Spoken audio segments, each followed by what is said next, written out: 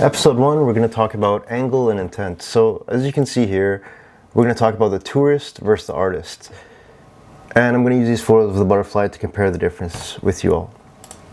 In this first photo, as you can see, most people take wildlife from a standing position. This butterfly is beautiful, great colors going for it, but this is the tourist perspective. It's comfortable. It says, I'm a human looking down at an animal. If you want to create a portrait that really connects you with your viewer, you have to break that height barrier. As you can see here in this photograph, we're more so entering the world of this butterfly. And what do I mean by that? We've gotten to its eye level. Quite literally, I was on the ground to take this photo. And when I went down to the subject's eye level, the foreground and the background, as you can see, both have begun to blur. It creates a sandwich of depth that makes my subject pop. It transforms my animal from a specimen, a scientific subject, to a character.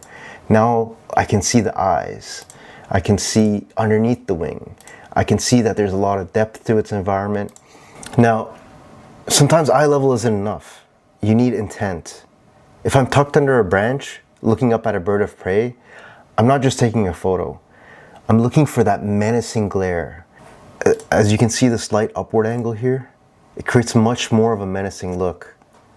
It creates a glare in which this vulture, even though it truly isn't acknowledging my presence, it's more so preening itself, and I was able to capture a moment where it looks as if it's acknowledging my presence. I'm creating a connection with the viewer. I'm creating an angle that changes the power dynamics between me and the subject. And I'm most importantly, I'm creating an intent. I'm creating an intent to make my subject seem menacing. Getting this angle isn't just about tripod legs and setting things up properly.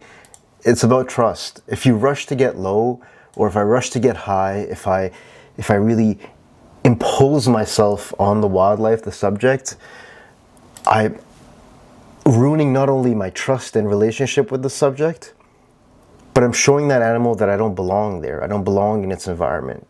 So moving slow, steady, and in a respectful way, acknowledging that that thing is living with emotions similar to you, emotions of fear, emotions tied to survival, instincts tied to survival, I can create a much better composition than, say, if I were to rush and stick my phone or my camera in that subject's face.